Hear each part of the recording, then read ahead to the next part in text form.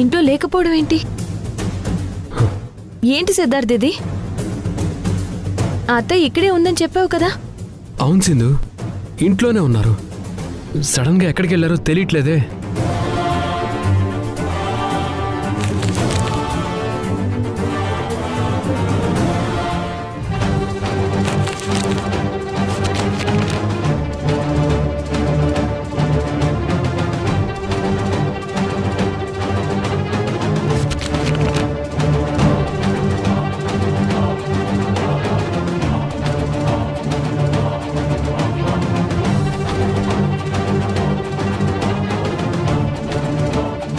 కావ్య, ఇన్ని రోజులు నువ్వు నాకు ఆశ్రయం ఇచ్చినందుకు, నన్ను ఎంతో బాగా చూసుకున్నందుకు నీకు థ్యాంక్స్ అమ్మా.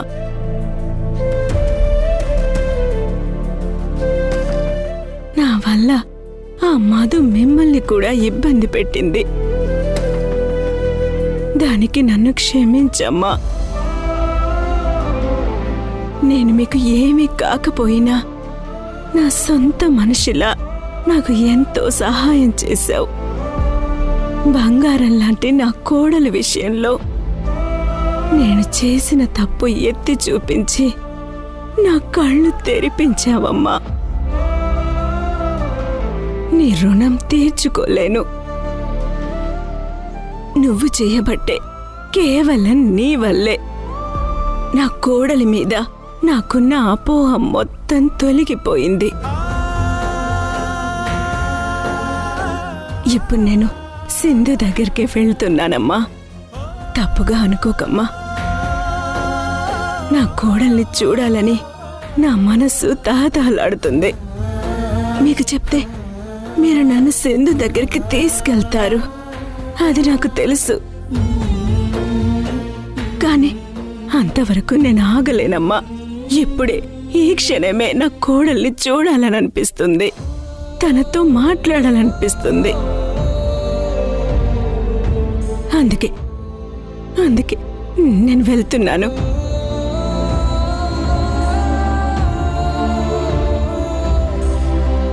సింధుతో కలిసి మళ్ళీ మీ ఇంటికి వస్తాను. నా గురించి కంగారు పడి ఎక్కడా వెతకకండి. ఏంటి సిద్ధార్థ్ ఇది? నా కోసం అత్తయ్య ఎక్కడికని వెళ్తారు, ఎక్కడని వెతుకుతారు? You don't worry Sindhu, I think మీ ఇంటికే వెళ్ళుంటారేమో.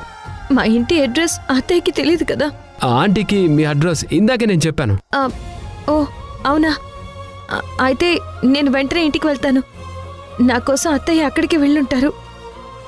సింధు సింధు, నేను కూడా వస్తాను. వద్దు సిద్ధార్థ్, నేను మాత్రమే వెళ్తాను. నువ్వు నాకు ఒక చిన్న హెల్ప్ చేయాలి. ఏంటి సింధు అది? ఇదిగో, ఇది స్వాతి ఫోన్. ఇది ఆన్ అవ్వడం లేదు. ఈ ఫోన్లో ఉన్న ఎవిడెన్స్ చాలా ఇంపార్టెంట్ మనకి. ఆ మధు క్యారెక్టర్ ఎలాంటిదో అన్నది ఇందులో ఉన్న ఎవిడెన్సే ప్రూవ్ చేస్తుంది. నీకు తెలిసిన టెక్నీషియన్కి ఇచ్చి ఈ ఫోన్ ఆన్ అయ్యేలా చూడవా ప్లీజ్? నేను చూసుకుంటాను, నువ్వు బయలుదేరు. సిద్ధార్థ్, ఫోన్ మాత్రం జాగ్రత్త, అస్సలు మిస్ చేయొద్దు. నేను చూసుకుంటాను కదా. వస్తాను కావ్య. మనందరం కలిసి తర్వాత ఎంజాయ్ చేద్దాం. ఉంటాను కావ్య. బాయ్.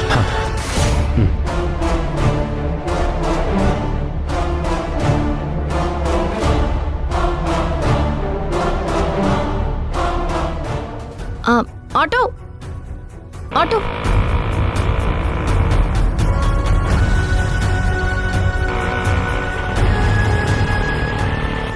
మంచి మనసున్న సింధుని కోడలిగా దూరం చేసుకుని పెద్ద తప్పు చేశాను. అసలు చెడు ఆలోచనలతో నా కుటుంబాన్నే కూల్చేయాలని చూస్తున్న ఆ దుర్మార్గురాలు మధుని కోడలిగా దగ్గర చేసుకుని ఇంకా పెద్ద తప్పు చేశాను.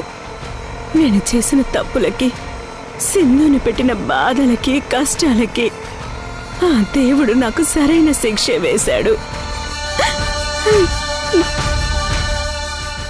సింధు ఇంటికి వెళ్లి ఎలాగైనా సరే ఆ స్వాతి ఫోన్ తన దగ్గర నుంచి హ్యాండిల్ చేసుకోవాలి. ఆ ఫోన్ నా చేతికొచ్చిన తర్వాత నా గురించి నిజాలు తెలిసిన అత్తయ్యని, నన్ను అనుక్షణం అడ్డుకునే సింధుని, ఇద్దరిని ఈ లోకంలోనే లేకుండా చెయ్యాలి. అత్తయ్య తనంతట తానుగా నా కోసం ఇంటికి వెళ్తున్నారు అంటే నేను ఏ తప్పు చేయలేదని ఇప్పటికే అర్థం చేసుకున్నారన్నమాట. భగవంతుడా, ఈరోజు కోసమే ఇన్నాళ్ళు నేను ఎదురు చూస్తూ వచ్చాను. అత్తయ్య మారితే పరిస్థితులన్నీ మారిపోతాయి. ఇక నుంచి నేను, నా భర్త, పిల్లలు, అత్తయ్య, మావయ్యతో కలిసి అందరూ ఒకే ఇంట్లో ఉండొచ్చు. పిల్లలు కూడా ఈ కలయిక కోసమే చూస్తున్నారు. ఆ పసి మనసులు ఎంత సంతోషపడతాయో. ఈ సంతోషం చిరకాలం ఇలాగే ఉండాలంటే ఆ మధు చిరునామా ఆ ఇంట్లో నుంచి చెరిపేయాలి.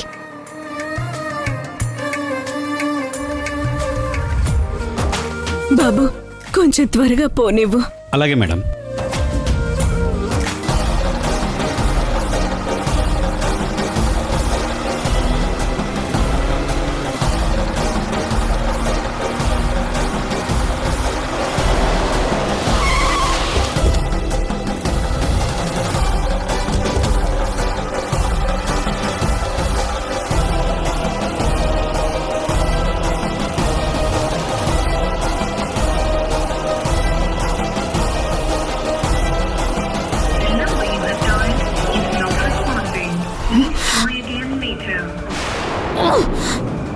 సింధు కావాలని ఫోన్ లిఫ్ట్ చేయడం లేదు.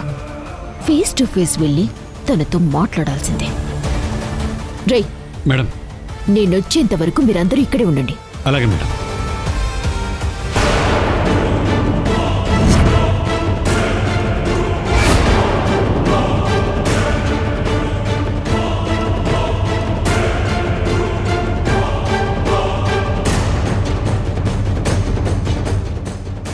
రే పరిగెత్తండి, పరిగెత్తండి, వెళ్ళండి రా.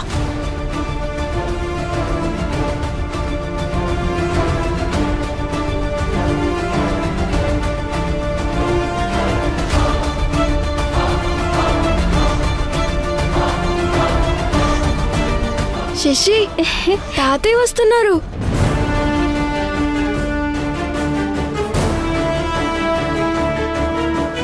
నానమ్మ కనిపించింది. అమ్మ నానమ్మని తీసుకురావడానికి వెళ్ళిందని చెప్పేద్దామా? చెప్పొద్దస్లా. నానమ్మని తీసుకొచ్చి అమ్మ తాతయ్యని సర్ప్రైజ్ చేద్దామని చెప్పింది కదా రిషి. అవును కదా, వద్దులే, చెప్పొద్దులే. రిషి, శశి, మీరడిగిన బిర్యానీ తెచ్చాన్రా. థ్యాంక్స్ తాతయ్య. అమ్మా సింధు, సింధు, అమ్మ ఇంట్లో లేదు తాతయ్య.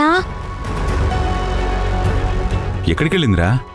ఏమో తెలీదు తాతయ్య. వెంటనే వస్తానని బయటికి వెళ్ళింది. ఓ, అలాగా. సరే, బిర్యానీ తిందురు, పదండి, రండి.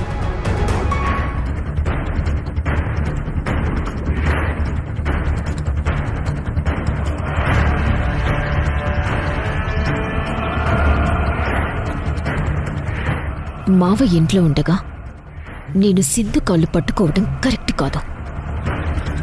రే మహేష్, ఇట్రారా. మేడం, నువ్వొక పంచి ఆ ఇంట్లోకి వెళ్ళి అక్కడ సింధు ఉందో లేదో క్లియర్గా తెలుసుకో. ఒకవేళ అది లోపలే ఉంటే నువ్వు పర్సనల్గా మాట్లాడాలి అని చెప్పి ఏదో ఒక విధంగా దాన్ని బయటికి తీసుకొచ్చి, అర్థమైందా? అలాగే మేడం. వెళ్ళరా, వెళ్ళు.